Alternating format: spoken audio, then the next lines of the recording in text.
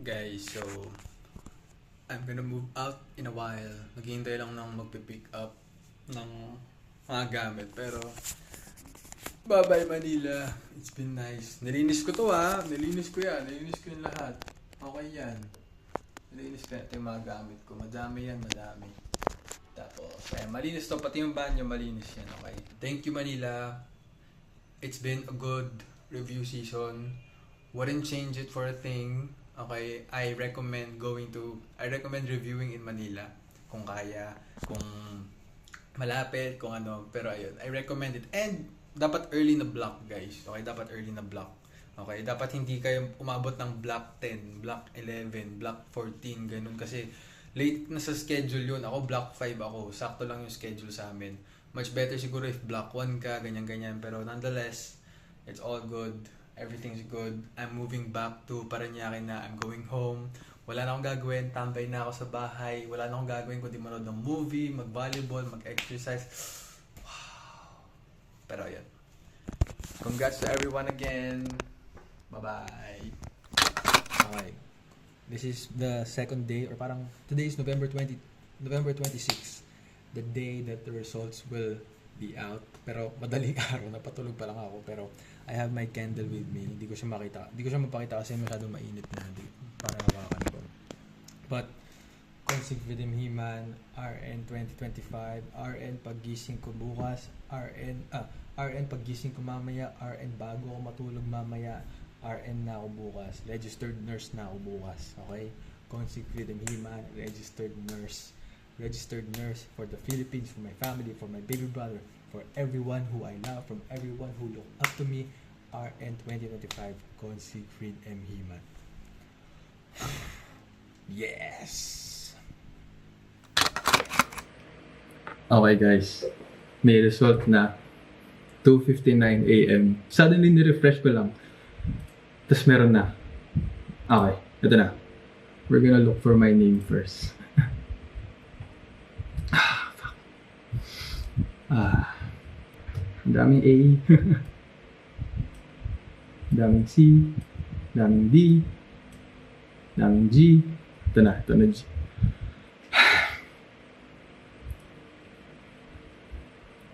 Shit, hindi ko kaya. Hindi ko kaya. Hindi ko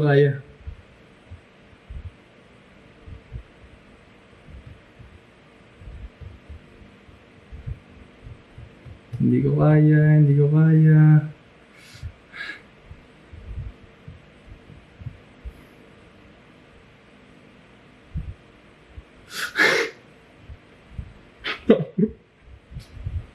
Oh. Oh my God!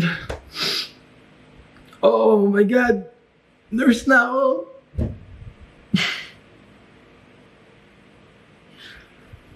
Oh.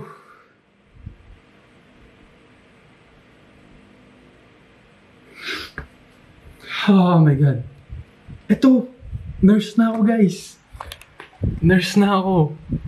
Roll of successful examinees. He-Man, Consigfrid Moreno. Oh my God!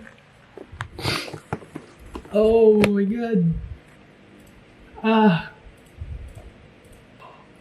RN na. RN na ako. RN na ako. Oh my God! Oh my God.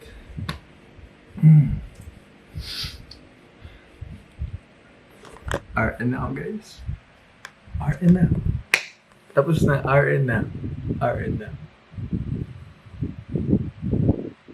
Okay na. Okay, hi guys. So now, it's the day after the board exam results. Pero ngayon, we're gonna check yung scores ko per NP. Okay, so let's check. Sana mag-work na.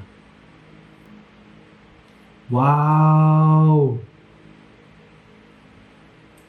Grabe! Okay. I did well. I did well. Oh my God. Okay. Good job. Good job. a little backstory lang. Center ko sa top rank, ang mga scores ko tuwing mga exams namin, recalls, mga pre-boards, ganun, wala pa sa passing. As in, wala pa sa passing. Kung 75% man, wala ka doon. If ever na mga ganun, parang I was always 60%, 74%, ganun. Bihira lang ako magka 75 and above sa mga recalls ko. These sets of pre-boards, hindi pa kasama doon yung mga post-tests na binibigay per lecture, ganun. Tapos, meron din silang mga separate na exam sets din, mga workbooks. So, kumbaga parang mga additional test questions yun, kumbaga, per concept. So, talagang binusog kami ng top rank. Actually, hindi nga binusog parang finorce feed kami ng top rank ng mga sobrang daming test questions. Ganon. Parang nakadevelop ako ng takot sa mga test questions. Ganon. And parang yun yung isa sa mga sana nabago ko sa sarili ko, yung mindset na yun, na parang sana dapat hindi ko kinakatakot yung mga test questions. Kasi at the end of the day, ang haharapin ko sa PNLE is mga test questions, mga multiple choice questions. Pero ako, ng mga times na parang nasa dulo na ng review, doon ko na hindi nasasagutan yung recalls. Naalala ko parang recalls 9 or recalls 10 ata. Trinay ko magsagot ng isang exam. Diyos ko, hanggang 50 lang nasagot ko kasi, parang every time na sumasagot ako ng exam, na-overwhelm na ako, na-overstimulate, and parang kada tanong na hindi ko alam, mas nadi-discourage ako na sagutan yung buong exam. Ganon. Pinakamababa kong recalls is 33 over 100. Ang pinakamataas kong recalls is 88 over 100. And yung 88 na yun, it only happened once. Only happened once. Line of 6, yung parang pinaka-average score ko tuwing recalls. Mababa na yung line of 5, mataas na yung line of 7, ganun, sobrang taas na ng line of 8, and basta ayun siya. And sa pre-boards naman, ayun din. I was able to pass pre-boards 1, pre-boards 2, and pre-boards 3. Pero were those scores parang enough to make me confident on passing the board exam? No. Kasi kung pumasa ako, I was one of those passers who were at the lower half of the passers. Ganon, as in. So imagine, parang sumaba ako sa board exam, na dala-dala ko yung mga scores na yun. This time, yung scores ko sa board exam mismo, wow! I did so well. As in, I did better than expected. So guys, ayan. Ito yung scores ko ng board exam. Ito yung percentage. Ayan. Imagine, I would have never thought to have these kinds of scores. Kumbaga yung mga line of 6 ko, yung mga line of 7 sa top rank, ito siya. Ito siya ngayon. NP 393 highest ko. And Med-Surg highest ko. Med-Surg highest ko. NP2 and NP5, those are good scores. NP1, that's good enough for me kasi ito talaga yung pinakamahirap para sa akin. Pero, grabe lang. Imagine. Oh my God. Yes, parang feeling ko talaga pumasa. Oh my God. Wow.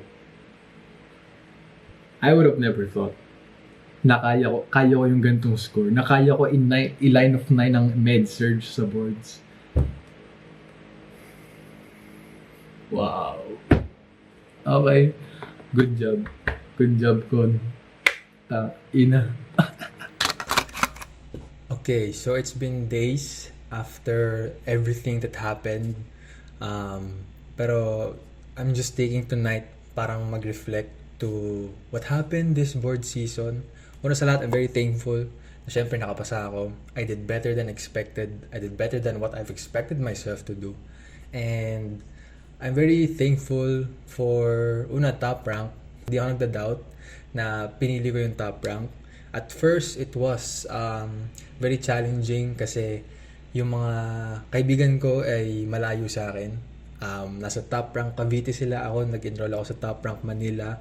Pero I took it as a challenge and also I was excited din talaga kasi parang knowing that na ako lang mag-isa sa Manila sa mga kaibigan ko, parang alam ko na marami akong opportunities for myself na mangyayari. I got to meet very amazing people sa mga naging kaibigan ko sa Top Rank, si Niela, pati si Raya, tapos yung mga tao sa block ko, yung mga teaching assistants namin, si Ma'am Michelle, si Ma'am Maricel, at syempre yung mga lecturers ng Top Rank. Just the whole Top Rank experience sa Manila, talagang sulit talaga. Never ako nagda-doubt, never ko siyang i-regret.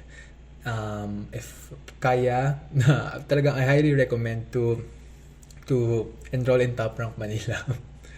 Ayun, pero I'd like to thank Top Rank again. I'd also like to thank syempre my family, kasi in times na, ito sinabi ko na to before pero in times na kinausap ko si God, na parang sabi ko na, God, kung nandito ka para suportahan ako, magparamdam ka sa akin. And naramdaman ko si God through my family. Talagang during times na nahihirapan na ako mentally, emotionally, sometimes physically, or sa pagkain, ganun. My family was there. My family was there to provide me comfort, to provide me strength, and talagang pinakita nila yung suporta nila sa akin. And never ko yun makakalimutan, kasi ayun lang, I'm just very thankful for them. From years of studying sa school up until now sa boards review, andun sila, and just sobrang sarap na sa pakiramdam na may lisensya na ako. Sobrang sarap na sa pakiramdam na makakatulong na ako or mababalik ko na yung mga pinaghirapan nila sa akin. For God, kasi I dare say na mas nagkaroon kami ng close connection ni God itong review season. My faith was already strong before the review season, pero now mas naging close talaga kami ni God. I also thank my mom who passed away. Talagang never siya lumayo sa tabi ko. Dito siya palagi sa akin. And dala-dala ko yung strength niya, yung support niya. Alam kong habang nag-exam ako, pinapanood niya ako, sinicheer niya ako. So, I'm very thankful for that. My friends in Cavite na talagang hindi nagkulang sa pagpaparamdam na, you know, I'm not really alone. Kahit na nasa chat lang kami, kahit mga calls lang, mga video call, I'm very thankful for them. Kasi ang lungkot sa Manila na mag-isa. In as much as I've studied a lot of information, I've studied a lot of nursing knowledge, it was really, my journey was talagang more of taking care of myself and learning how to choose myself, kumbaga. May mga times na sabihin natin hindi ako satisfied sa mga inaral ko, hindi ako satisfied sa sarili kong performance sa pag-aaral. Pero you know, I always chose to give myself grace and be at peace with what I was able to do.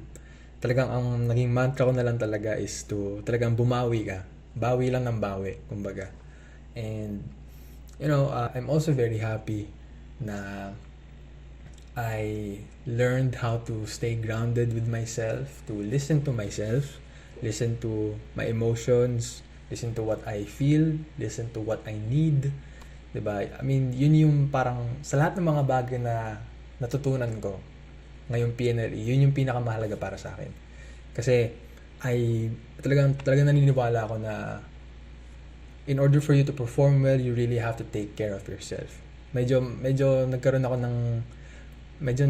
ng mahirap na experience doon. Kasi ako yung tipong na talagang pinupush yung sarili ko. Tipong pipiliin kong magpuyat, mag-grind, talagang mag-lock in. Pero this review season, wala akong masyadong puyat na times. Wala akong masyadong lock in na moments. Kasi alam ko na dapat balance silang lahat. Diba? Ayun, parang if may advice man ako sa mga susunod na magte-take ng boards, you know, invest in yourself also. Not just in what's here, pero what's in your whole body. Okay? In as much as you learn or you put in a lot of info here, dapat you also put in so much effort in your whole body.